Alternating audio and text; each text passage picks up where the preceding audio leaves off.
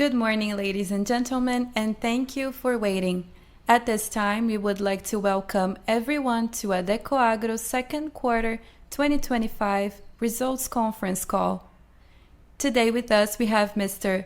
Mariano Bosch, CEO, Mr. Emilio Gnecco, CFO, Mr. Renato Junqueira Pereira, Sugar, Ethanol and Energy VP, and Mrs. Victoria Cabello, Investor Relations Officer. We would like to inform you that this event is being recorded and all participants will be in a listen-only mode during the company's presentation. After the company's remarks are completed, there will be the question and answer section. At that time, further instructions will be given. Before proceeding, let me mention that forward-looking statements are based on the beliefs and assumptions of Adecoagro's management and on information currently available to the company. They involve risks, uncertainties, and assumptions because they relate to future events and therefore depend on circumstances that may or may not occur in the future. Investors should understand that general economic conditions, industry conditions, and other operating factors could also affect the future results of Adecoagro and could cause results to differ materially from those expressed in such forward-looking statements. Now, I'll turn the conference over to Mr. Mariano Bosch, CEO. Mr. Bosch, you may begin your conference. Good morning and thank you for joining Adecoagro's 2025 second quarter results conference. Consolidated adjusted EBITDA during the quarter reached $55 million, while year-to-date amounted to $91 million. From the very beginning, we know that commodity prices and weather risks are two inherent risks in our space. Therefore, through the years, we set our minds on becoming the lowest cost producer while also diversifying our operations across geographies and products. We understood that this combination, along with the investment made to consolidate our asset base, would act as a natural hedge against these events and enable us to continue delivering results to our shareholders. These are the years when our sustainable production models are truly put to the test. Together with our efforts in enhancing day-to-day efficiencies in order to overcome challenging scenarios like this one. In our sugar, ethanol and energy business in Brazil, weather has not been good to us. We experienced extreme dry weather and even a cold front in June in our operations. Despite this, our strategy of increasing year after year the size of our plantation to secure cane availability enables us to have our crushing forecast in line with the previous year. The same goes with the investment made to have a larger operational flexibility to produce both sugar and ethanol, and a storage capacity which today grant us commercial flexibility to switch between products to always get the better margin and to stop production if needed. Going to our farming business in Argentina and Uruguay, we are focusing on the efficiencies in every stage of the value chain. In rice, prices have significantly come down, but our work on seed genetics allows us to offer customized rice varieties at premium prices and cater new markets, which in turn enables us to partially offset the drop in global prices. In dairy, thanks to our growing market presence, we are increasing the processing volumes in our industries, while we continue working on expanding our product portfolio to access new destinations. In the case of crops, we are finalizing a very challenging campaign in terms of prices and costs. Now, our focus is on the upcoming season, where our main goal is to improve the margins of each of our crops. As a consequence, we are reducing our leased area by approximately 30%. Before passing the word to Emilio, a brief comment on the Memorandum of Understanding that we signed with Tether. We are analyzing the possibility of using a portion of our energy production for Bitcoin mining. We are excited about this potentially innovative project as it proves how cutting-edge technology and the agribusiness industry can join forces to maximize the value of our assets and production. Lastly, an update on sustainability.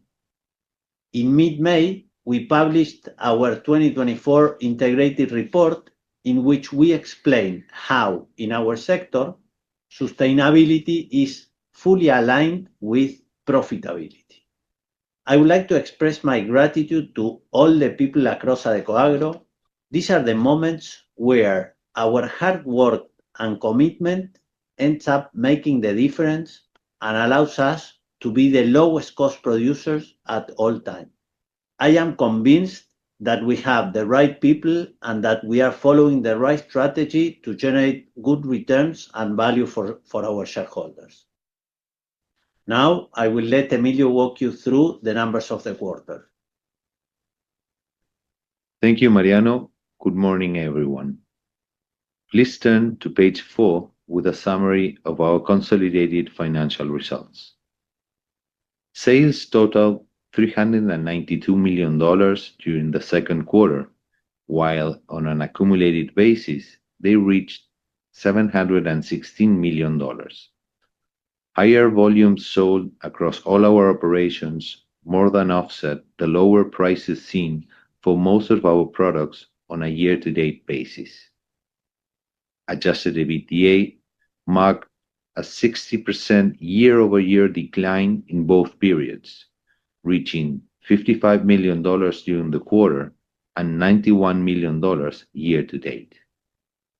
Lower results were mainly explained by losses in our biological assets in line our sugar, ethanol, and energy businesses on lower production, as well as in our crops and rice operations on lower prices.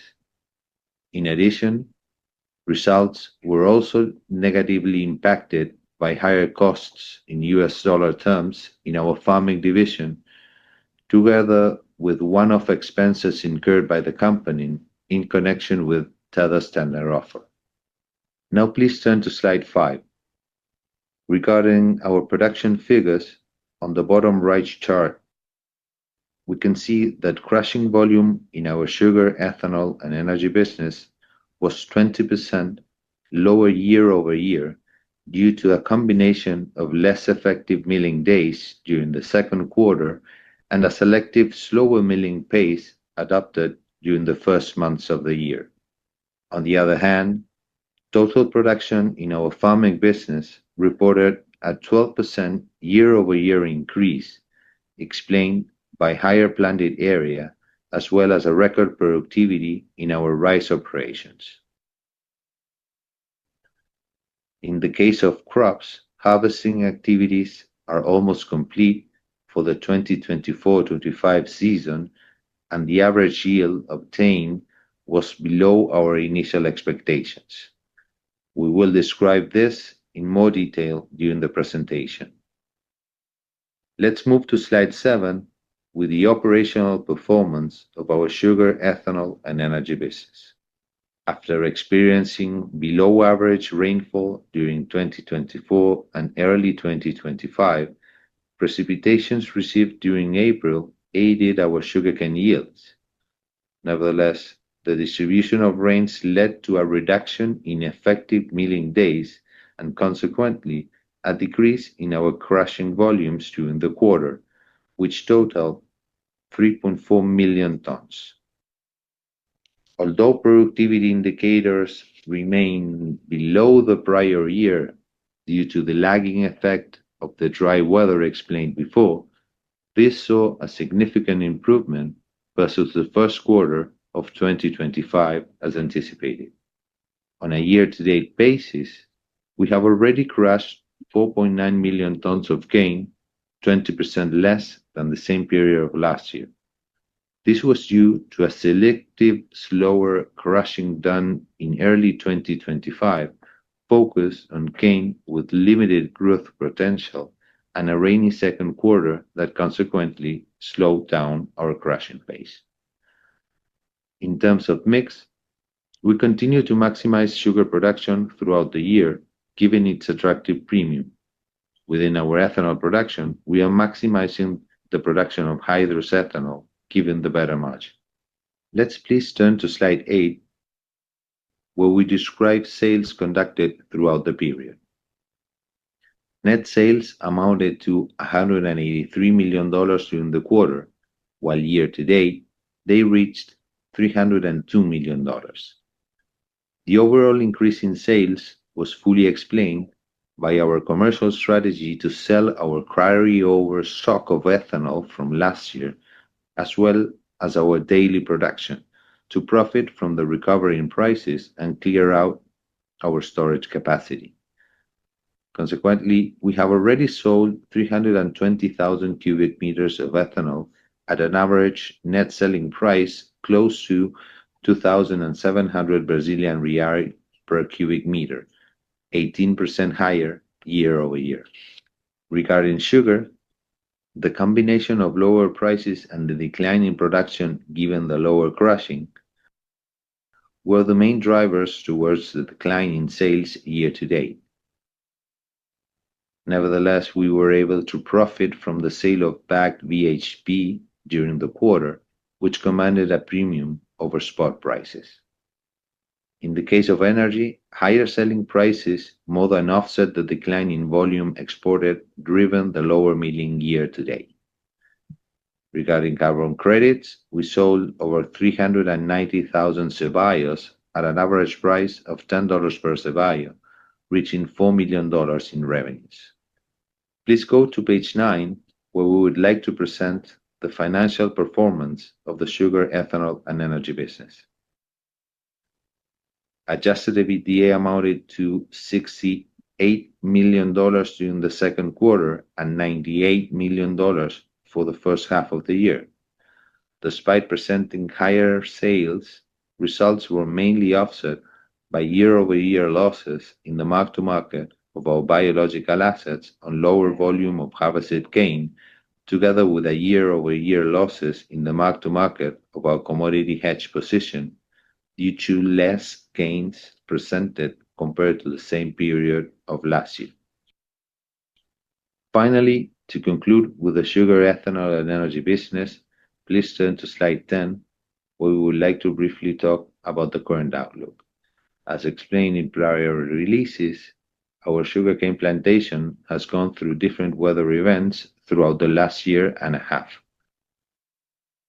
However, our annual crushing forecast remains unchanged thanks to, first, our continuous harvest model that enable us to flexibly advance or delay harvesting activities, together with higher cane availability due to the expansion planting made during the last years, as well as to higher sourcing of third-party cane. This, in turn, will result in flat to slightly higher cash costs versus the previous year.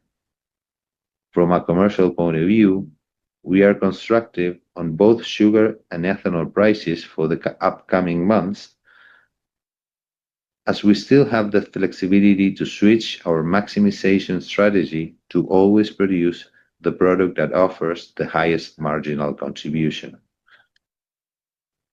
In the case of sugar, we still have a portion of our 2025 sugar production still unhedged and no commitments for the next year in order to profit from any upside in spot prices, as the global supply and demand balance continues to rely on Brazil's production.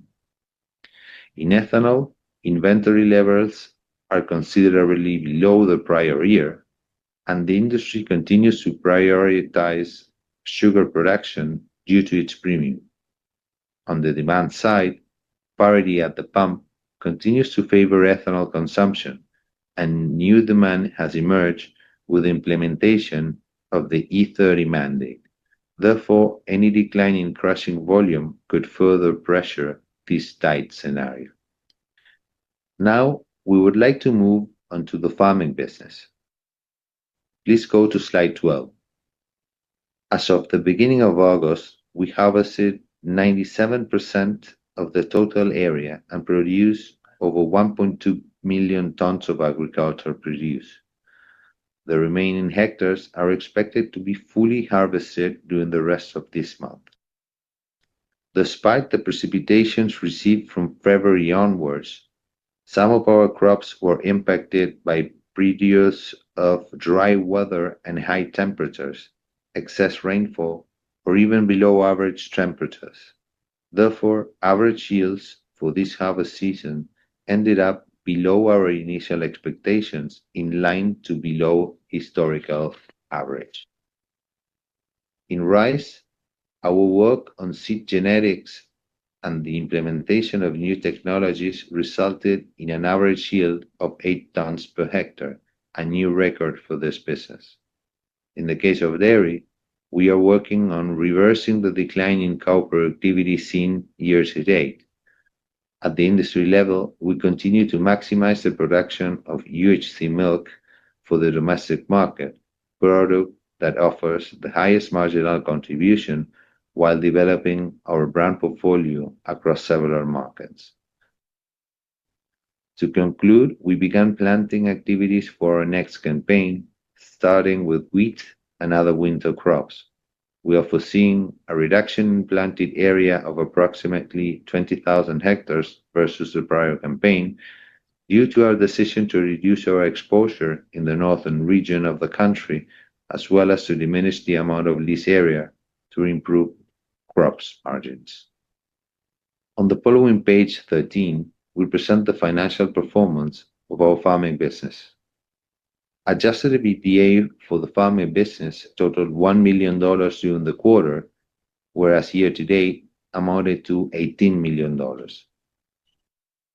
Starting with our crops segment, the year-over-year decrease in results was mainly driven by an uneven year-over-year comparison, as in April 2024, we sold La Pecuaria Farm, which generated $15 million in adjusted EBITDA.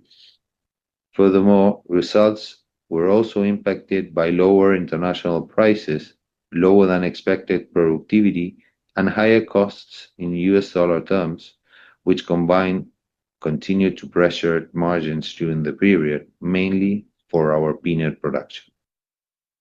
Moving on to rice, the decline in adjusted EBITDA during both periods was mostly explained by the outlier prices reported the prior year, coupled with higher costs in US dollar terms, which in turn fully offset the record production at the farm level.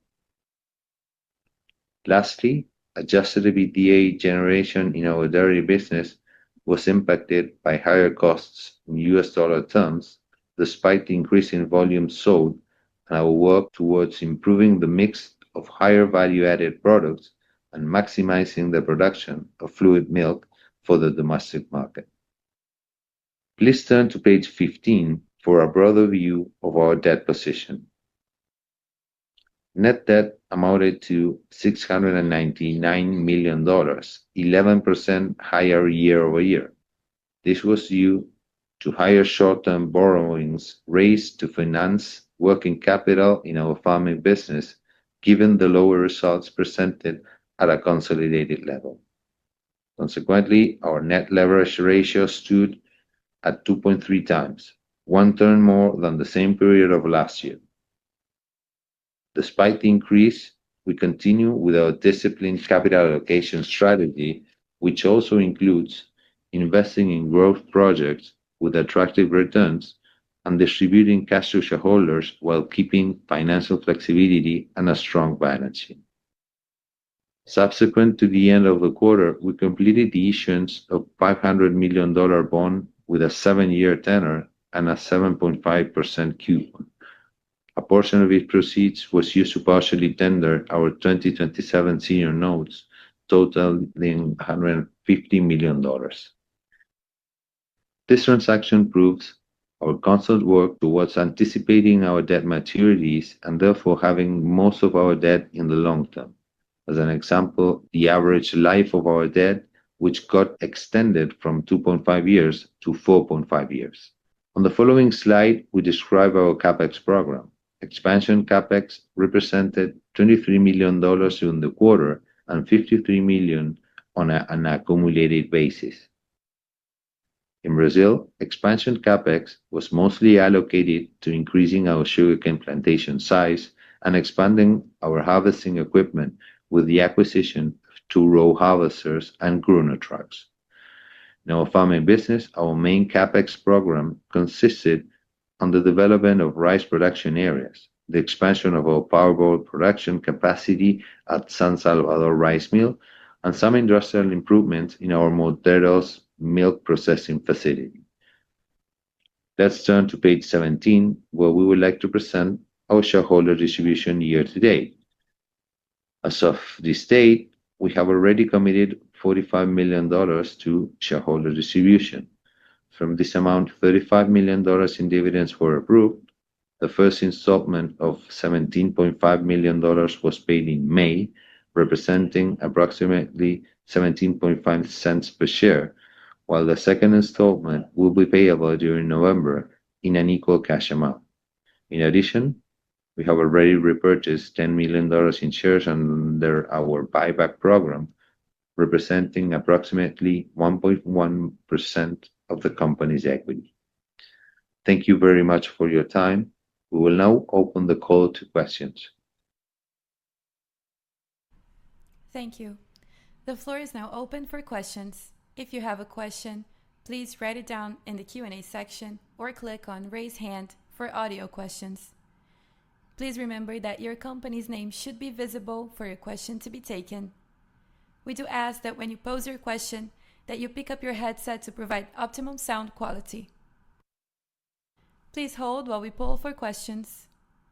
Our first question comes from Gustavo Troiano with Itaú BBA. Hello, everyone.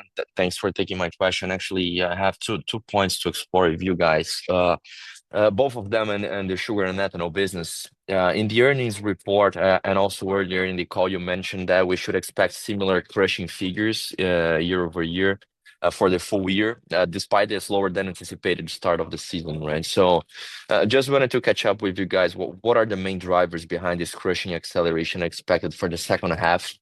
And in which direction do you believe there could be an asymmetry here for crushing figures for 2025 full year? And the second question on sugar prices. You already mentioned that you are constructive with both sugar and ethanol prices, but just wanted to hear from you, what are the main triggers or timing for us to see better sugar prices going forward? And you also mentioned in the earnings release that there are no hedging commitments for 2026 at this point. So I think it could be useful for us to understand a little bit of timing so we can anticipate a little bit of when do you guys intend to start these commitments for 2026. Thank you very much. Thank you, Gustavo, for your question. Renato can answer both of them. Renato? Thank you, Gustavo, for your question. Regarding the crushing, as Emilio mentioned, we had a difficult first quarter, especially because of the drought of last year. And the second quarter the crushing was impacted by the rains in April. But afterwards, we have been crushing very well. Actually, in July, we crushed more than 1.5 million tons of sugarcane. And we have been crushing a lot in August as well. Actually, we reached our daily record last week. So we have been crushing very fast. So we think that it is still possible to crush the same amount of sugarcane that we crushed last year. So we're going to be very similar to what we have crushed last year.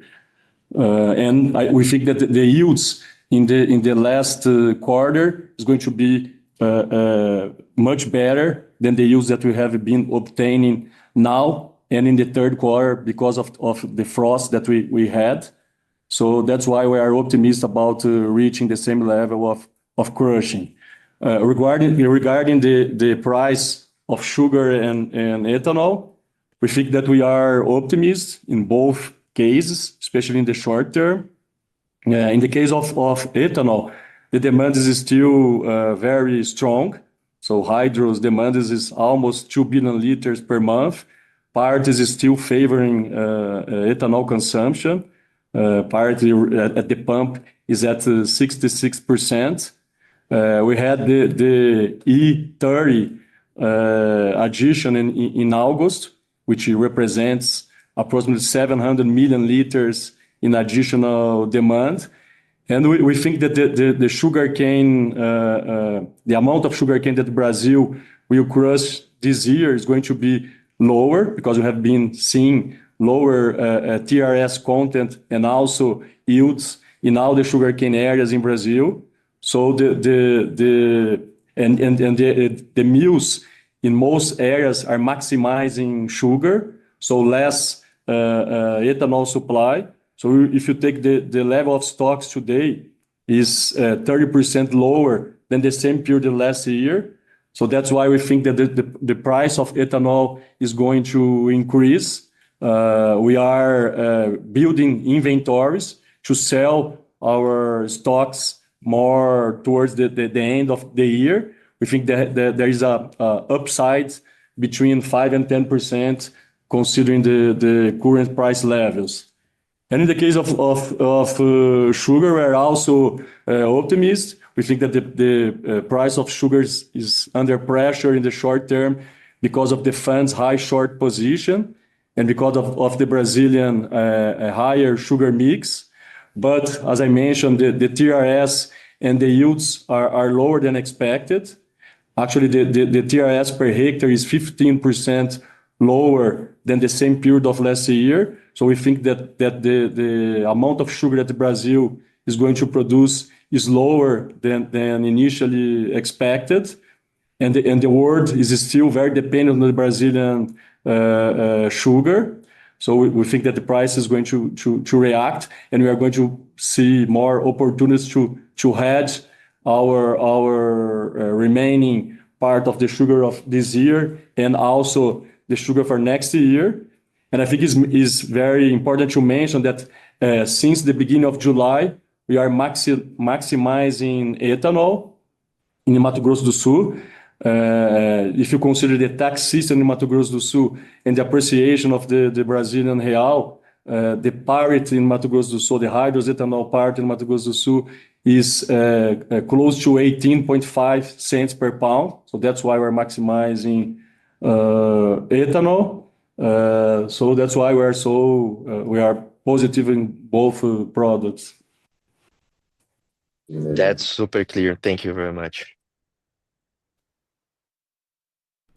Our next question comes from Thiago Duarte with BTG.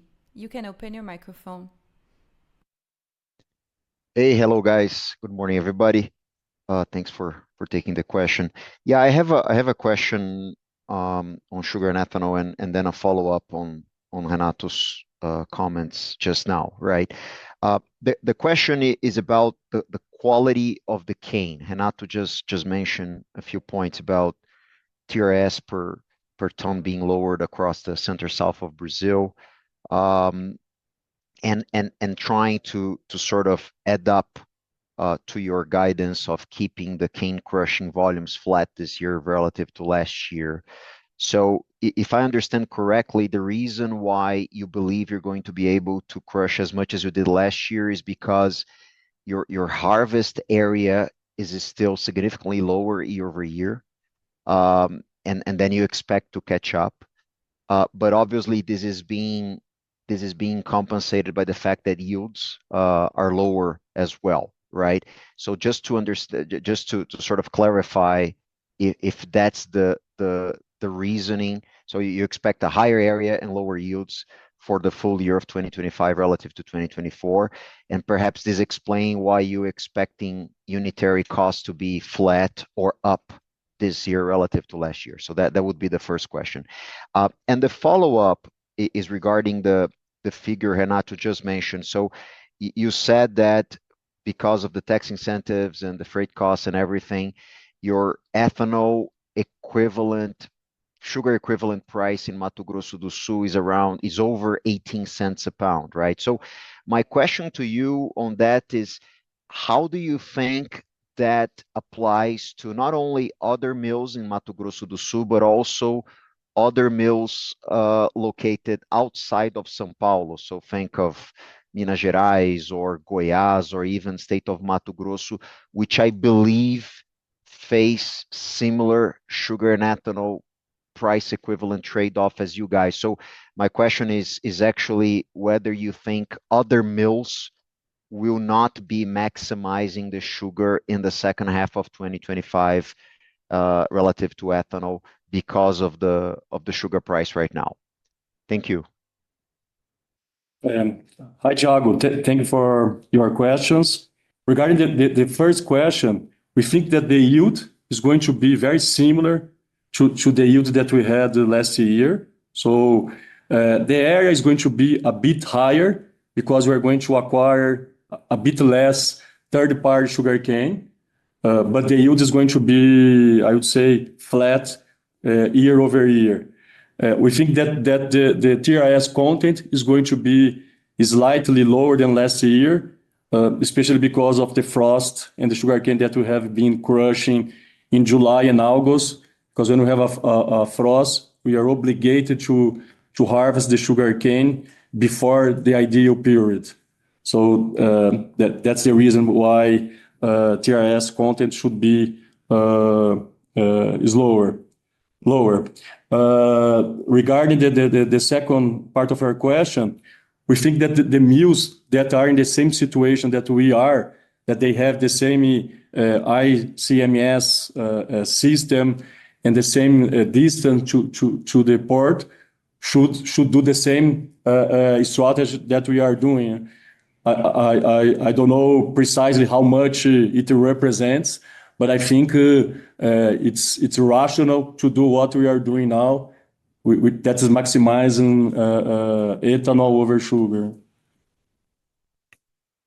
Thank you. And when you think of maximizing ethanol versus sugar for the full year of 2025, do you have like a rough estimate of how much that means in terms of mix, ethanol versus sugar? Yes, I think this is a good point, but it's difficult to say because we start maximizing sugar.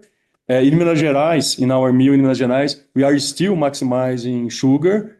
So the final number will depend on how it progresses from now on. I think in Mato Grosso do Sul, when we have a full year maximizing ethanol, we have 70% of potential to produce ethanol. This year, considering what has already happened, we think that we are going to finish the year in Mato Grosso do Sul with 60% max ethanol.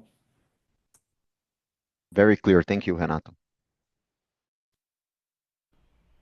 Our next question comes from Lucas Ferreira with JP Morgan. You can open your microphone. Hi, everyone. I have two questions. The first one, still on the sugar and ethanol business. Renato, can you discuss a little bit in your view what will be the trigger for you guys to start hedging next season? In other words, do you expect that the sugar market should at some point react to what is, in your view and several of other sugar and ethanol producers, a weaker cane quality coming into the season? So what's the time you guys think of moving ahead with the hedges independent of the scenario? In your view, what's the trigger for sugar prices to move from here? The second question, my question is regarding if you can speak a little bit about how the Tether entering the group changed or not, the way you guys think about strategy. Already announced the MOU that you mentioned in the beginning.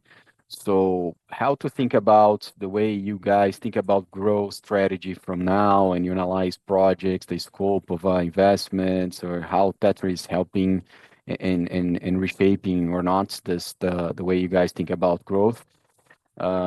And if you can comment that would be great. Thank you. Thank you, Lucas, for your question.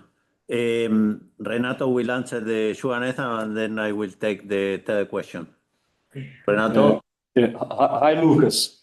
As I mentioned before, we think that the sugar price should react in the short term, considering the impact of the Brazilian crop, both in yield and TRS content. As I was mentioning, if you compare to last year, we had less 15% TRS per hectare than last year. We think that the market didn't realize it yet. I think as Unica is going to start to release the numbers for in August, September, this is going to be more clear and price should react, and then we should accelerate our hedging for next year. I think it's important to mention that we have already hedged 5% of our next year position at 17.8 cents per pound. We did this last week. And also, as I mentioned earlier, we have also the flexibility to change the mix towards ethanol much before than the other players. So we are always more open in terms of hedging than the other players because we have this I would say higher flexibility. If you take the same period of last year, we were in a position very similar or even lower than the hedge position that we have today. Okay, thank you, Renato. Lucas, regarding Tether and the new shareholder, as we expressed since the very beginning, we are very happy with them as a shareholder. We have already gone through 2 board meetings. We have our new board with 5 new members and 4 of the existing ones. So they are supporting and enhancing the culture of the company.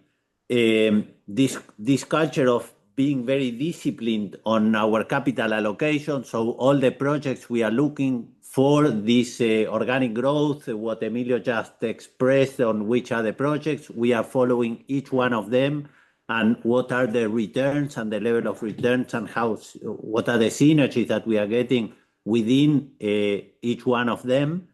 And then also the focus on the day-to-day of the business. We are going through lower results to what we were projecting, as you can see in the returns. And as you know about the culture of this company, that we focus on this day-to-day and the level of returns that we need to achieve. So we are very happy with the support we are having with our new shareholder on following this strategy and culture that we have as a company. And then very specific on this test on Bitcoin mining that we are doing is a test. This is 5% of the energy that we are generating in Mato Grosso Sul. So it's a clear test, but we are enthusiastic on the potential returns we can get there. Looks like they are very attractive, but we need to see them. And as part of the culture, and this new shareholder also wants us to continue with this idea of making things happen and then continue growing once we see the returns and we can be sure about what we are doing. So as a whole, we are really happy with what's going on with the company as of today. Thank you very much, you both. Once again, if you have a question, please write it down in the Q&A section or click on Raise Hand for audio questions. Our next question comes from Matheus Enfeldt with UBS. Hi, good morning. Thanks for your time and taking my questions. If I could move to the crops business, particularly farming in general, I mean, we've seen a pressure in margins coming particularly from costs. in an environment where we're likely to see prices to remain sideways for a good while, at least in our view. So my question here is how you're seeing costs advance from here, if we could expect a normalization into the second half of this year into 2026, if there's any developments on OPEX efficiency and CapEx efficiency that the company may look for, given the tightness in margins that we're seeing for the business. So that's my first question. And then my second question, sort of a follow-up from the previous question on changes in strategy and the direction that the company is taking. I acknowledge that leverage is perhaps a bit higher than everyone was expecting, but there are a number of opportunities for M&A in the sector, particularly in sugar and ethanol in Brazil, if this is a direction that the company could consider. And if not M&A in Brazil, then if there's a preferred sector for inorganic growth that we could see at least being studied from here. So those are my two questions. Thank you. Thank you, Matheus, for your question. On the farming in Argentina and Uruguay, in the whole farming side, I would like to divide it in the three business segments that we have. We have the dairy business, that in that specific case, we are not having the problem of prices and costs. So that business is aligned to what was the previous year and improving organically. So there's not an issue in that specific business. Then on the second one, that is on the rice, there is a huge drop in terms of prices. So even though we have a very good low-cost production system for rice, and we also have diversified, as Emilio was explaining, diversified the varieties to get better prices than the average price of the long rice, the overall prices are coming down, and we cannot do much on that regard. So in terms of the total cost, we are improving them, and so that business, we continue to see it relatively sustainable and maybe some way lower than the previous year, but for the following year, we can see it again at the similar level. So the rice business as a whole is going through difficulties, but not that significant. Although prices of long rice have gone down 50%. So it's a really relevant case, the long rice prices.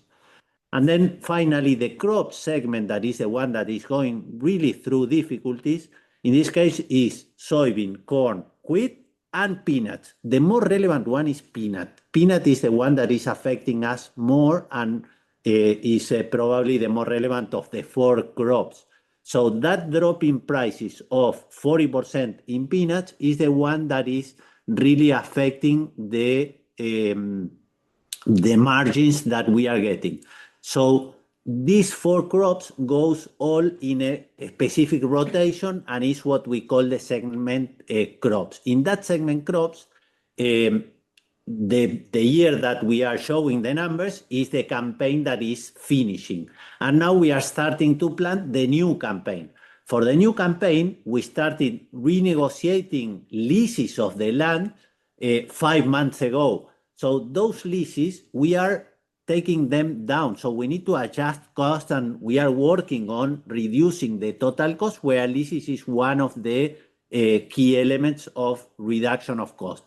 Because of the reduction of leases, this year we will be planting 30 to 35 hectares less than the previous year. So this business as a whole is being reduced because of the results and the returns that we are getting there. So that is clearly what's going on and how we are going through that. You were asking about the CapEx and OPEX in rice and dairy. That in both we've been doing more CapEx and OPEX than crops in the last 2 years. Those things are also the ones that are helping us on this lowest cost of production or reaching margins even lower because of the drop on prices, but still reaching positive margins. That is, as a whole, the farming, answering the farming business and how we see the future of this. And then going back to the other question and our strategy regarding leverage, today, as you mentioned, we are increasing leverage. The main increase is because of the reduction of EBITDA, so the main increase is in times EBITDA because of the reduction in EBITDA and as a percentage. The total debt is increasing, but not really relevant.